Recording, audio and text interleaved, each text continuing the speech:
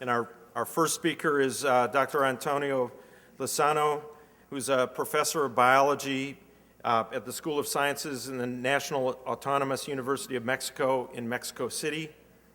He is twice president of the International Society of the Study of the Origin of Life and has written a number of books, including The Origin of Life, published in Spanish, which has done many copies.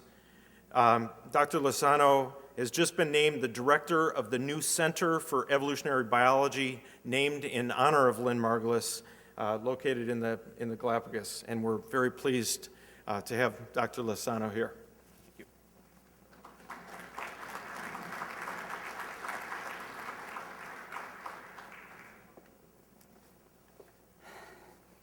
Thank you very much. I have to say that I would rather not be here today honoring the memory of Lynn. It's very sad for me to speak in the past tense of Lynn Margulis, my friend and my mentor in many ways. And happily for me, I have to speak only about the role she played in changing our vision of cell evolution and evolutionary biology, and not about personal things, because the role that she played in my life was absolutely essential in many ways. When we think of Lynn Margulis, what immediately comes into mind for most biologists, of course, is the enthusiastic role she played in promoting the idea that symbiosis was an essential mechanism in cell evolution, and in particular in the origin of eukaryotic cells. But we take this extraordinary proposal for granted, and we tend to forget the intellectual and scientific environment in which it was proposed in the 1960s. And I think it's essential to actually have a proper understanding of her contribution to look at what was actually the dominating paradigm at the time. And as it happens, one has to realize that following the 1953 proposal of the double helix model of DNA, biological sciences, life sciences, underwent a very quick pace of molecularization. And most biologists actually began concentrating on the molecules that form the cell. If you look at the main publications of the time, they were basically concentrated on trying to understand the origin, the structure and the mechanisms of DNA replication and protein synthesis. And actually the whole idea of the cell was slowly forgotten for the sake of its constituent parts. And this actually gave rise, unfortunately, to a tendency that did not end until a few years ago, in which molecular biologists tended to dismiss the idea of evolution as pure speculation. It was an extraordinary case of empirical-based science with very little regard for an understanding of the origin of the actual evolutionary mechanisms that underlie the origin of DNA, protein synthesis, metabolic pathways, and so on. This happened at the expense of some fields like the microscopic study of cells. It happened at the expense of other fields like biochemistry, and it gave rise to a conflict that many people have forgotten between those concerned about evolutionary biology and organismical biology, and those that were receiving a tremendous amount of support in political, in academic, and in economic terms. Now, this is probably reflected in a way that's very clear and said with the typical French elegance by Jacques Monod, who said that what is true of E. coli is true of an elephant. And this is something that right away people like Lynn Margulis rejected in more than one sense. So it was precisely in this environment in which the idea of cell evolution was actually restricted to a very small community that Lynn published her first book, which I think by all means has to be seen as a masterpiece. While most cell biologists were concentrated on the inside and the constituent parts of cells, Lynn was actually looking outside the cell. And the evolution of cells for her was something that had to be seen in the context of the evolution of the planet. Not many biologists of the time, and you can actually go at the books and papers published during that decade, were actually concerned about the way that you could relate the composition of membranes to the composition of the atmosphere, how you could relate the evolution of metabolic pathways in prokaryotes with the kind of sediments that we find in the geological record, especially in the Precambrian record. So what Lynn really provided was an extraordinary integral view of the evolution of life in correlation with the evolution of the planets. And I think that that was one of her main contributions, to be able to correlate the microscopic with the macroscopic world in a way that was lively, that was evolutionary oriented, and that was clearly signaling a revolution in the way we perceive the transformations and evolution of the biosphere.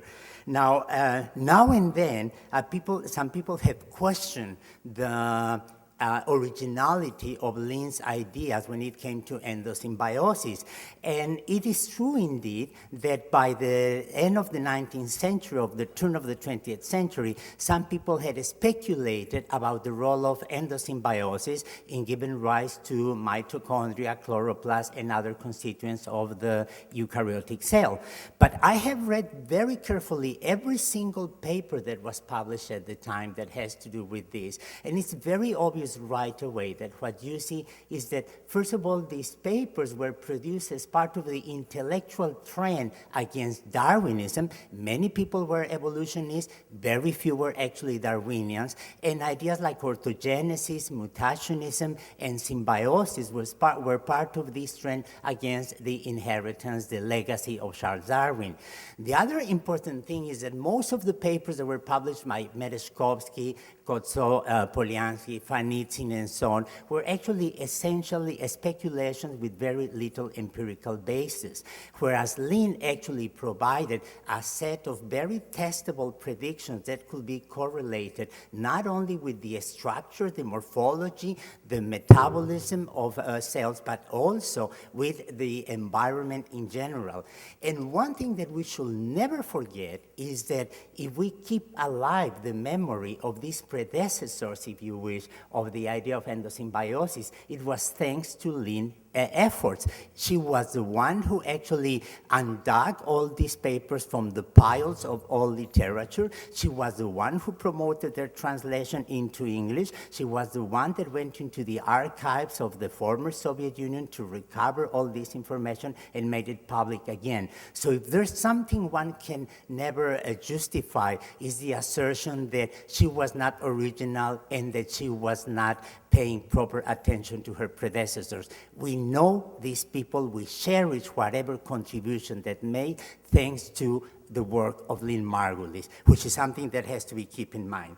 Then in the late 1970s, when endosymbiosis was finally being accepted in highly sophisticated academic environments like those outside the United States, where we have no problem at all with the idea of evolution, in places like Mexico, where Lynn Margulis was revered beyond belief, a sudden set of discoveries that had to do with a molecular view of life actually got Lynn and those following the idea of symbiosis and its consequences into a tremendous argument with the work of Carl Woese. It was not only a confrontation of personalities, it was not only a confrontation of styles of making science, it was equally important, a confrontation about the way we view life. But the basic thing to be kept in mind is that these two different views are actually complementary. And I think it's very sad that we never found a way as a scientific community to promote a better interaction between those following the molecularly oriented view of life and of its evolution promoted by Carl Woese, which is by all means extraordinary, with the more integral perspective also equally extraordinary, proposed by Lynn Margulis. I remember extremely well that I was in Houston visiting my friend and colleague John Noro, thanks to whom I actually met Lynn and befriended her immediately, when the word began spreading that Carl Woese and George Fox had actually provided evidence on the basis of the comparisons of ribosomal RNA that life could be divided from the molecular perspective in three main branches, and that indeed in those branches, in the bacterial branch, one can locate the mitochondria and the chloroplasts. And what is perfectly clear that supports this assertion that these tubules are complementary is that if you look at the position of mitochondria that fit right there in this genealogical tree with the proteobacteria and of chloroplasts with cyanobacteria, it's perfectly clear there is no contradiction between these tubules. They are complementary in something that we should indeed cherish and promote much more than some of our colleagues have done. What I think is equally significant is that the tree, all of a sudden, this universal phylogeny is based on different molecules, all of a sudden, equally important, provided insights into the origin of the original host, where the ancestor of mitochondria and chloroplasts came in. For all the vagaries involved in molecular phylogenies, it's perfectly clear that the branch leading to eukaryotes, the nucleocytoplasm of eukaryotes, and the branch leading to Archaea are closer among them than any of them to that branch leading to the bacteria, the chloroplasts, and the mitochondria. And of course, we have a tremendous set of unknowns when it comes to defining the proper phylogeny, the proper root. But it's perfectly clear that when you look at the transcriptional apparatus, when you look at the way eukaryotes synthesize proteins, and you look at the components of it, and compare it in terms of the sequence and the units with their homologs in the Archaea, they are much more closer than they could be to the bacterial branch. So all of a sudden, our deepest genealogies are indicating that indeed we get some insight of the nature of the host into which the endosymbionts finally found their place forever and ever. Now, for Lynn, this was an unnecessary proof. She was already convinced that morphology, which is something that we don't teach enough in schools nowadays, that metabolism, which is something that we tend to forget, that the fossil record, which is something that normally biologists don't learn about properly, that geochemistry, which is something that we don't read enough of, all of these provided enough evidence that indeed eukaryotes were the outcome of endosymbiotic events, and that indeed bacteria were the ancestors of mitochondria and of chloroplasts. But one thing that happened is that towards the past 10 years or so, Lynn, on the basis of this kind of evidence, not necessarily the molecular-based phylogenies, but on the basis of additional information, decided to modify her original hypothesis and actually proposed that prior to the acquisition of the endosymbionts, that had been, in fact, a fusion between different types of prokaryotic cells in which bacteria like spirochetes had fused with Archaea and therefore had given rise to the original host. I don't think this scheme is right, and I don't think that we should blame Lynn for insisting that the motility of eukaryotes, what she loved to call undulipodia, and what many others call the non-initiated will call eukaryotic flagella, I don't think that we should blame her for trying to push the idea that the mitotic apparatus involved in the reproduction of eukaryotic cells had a spirochete origin, because there's one point in which she was absolutely right, and it's something we should not forget. Her understanding of unicellular eukaryotes, of protists or protoctists, as she was very keen on calling them, was absolutely extraordinary.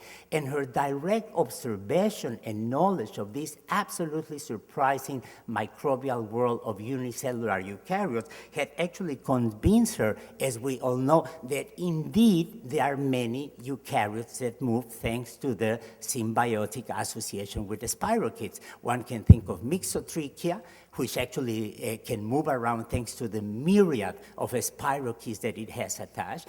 And so far, we don't have a truly good explanation of the origin and maintenance of this association in molecular terms. It's equally true that she was absolutely right in insisting that inside the unicellular eukaryotic cells, we do see spirochetes living in a very comfortable way.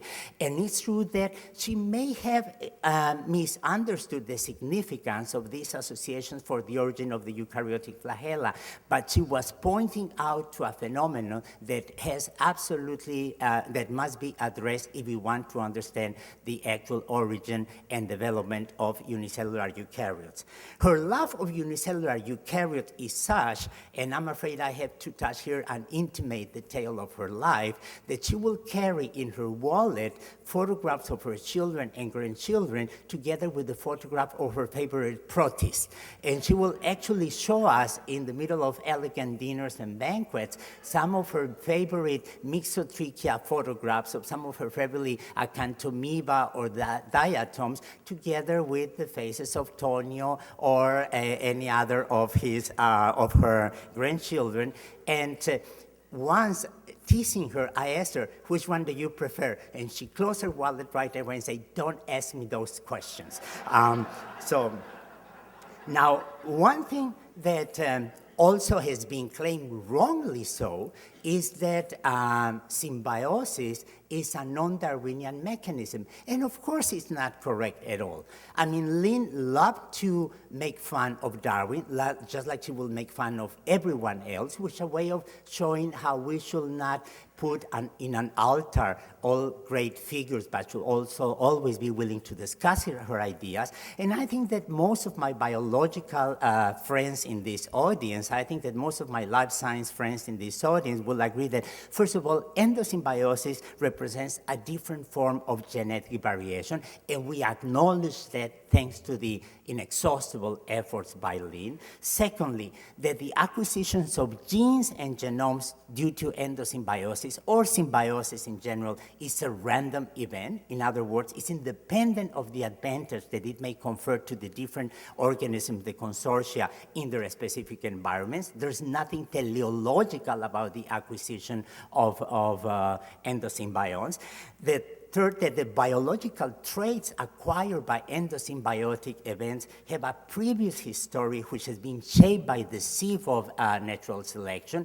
What became the mitochondria had a very long phylogeny and genealogy. What became the chloroplast was equally complex in its past history. And finally, I have been unable to find any specific reference to symbiosis in Charles Darwin, and not only by using keyword searches, which is what any undergraduate will do, but actually looking at reading at the papers. And indeed, Darwin did never speak, as far as I can tell, about symbiosis as a role, as a mechanism for evolution, but it doesn't make the mechanism a Lamarckian one at all. I mean, clearly it was not imagined by Darwin, clearly it's not Lamarckian, and clearly Lynn made us happier by providing a more complete picture of what evolution and biology is.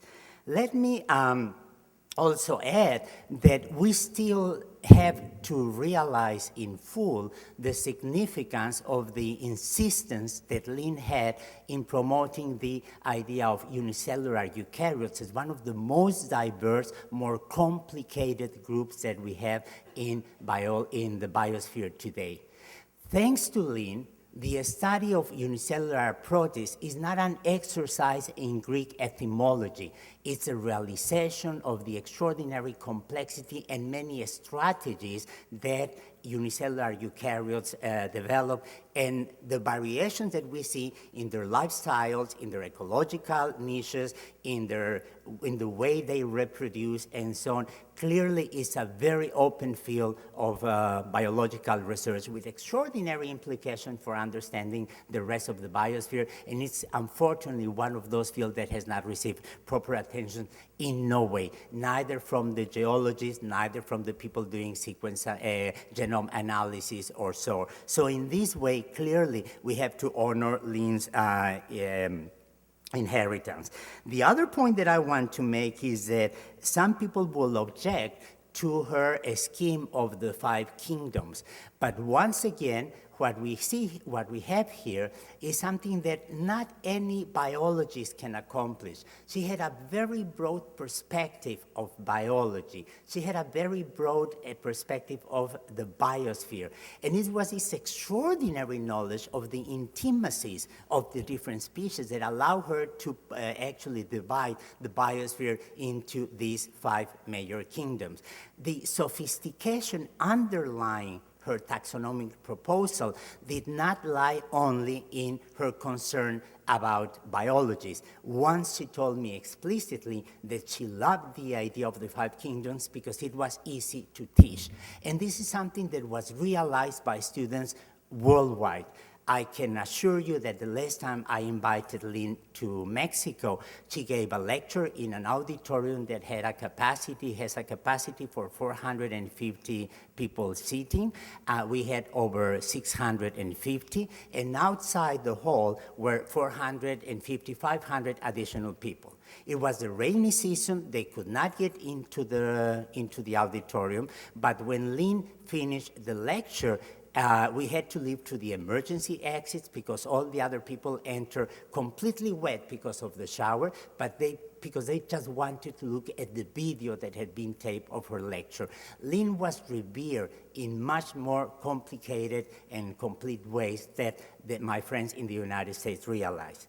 When Lynn visited Mexico at that time, she was, of course, staying in my home, and we were discussing some of the research that I'm doing with my group, and at some point we actually were discussing palindromes, DNA palindromes, and we began talking about the significance of palindromes in regulating gene expression and so on, and then we moved into the significance of palindromes in literature, and she was absolutely fascinated when I provided her with what may be the most complete palindrome ever developed during medieval times. You can read it both ways, hence the arrows, and it says, Ingirum imus nocte et consumimur igni. We wander at night and we are consumed by fire. And then we discuss the significance of this palindrome, the significance of this phrase, which is absolutely extraordinary. And I say during breakfast, Lynn, she said, fire can burn you. And I said, Lynn, all of us run the risk of being burned.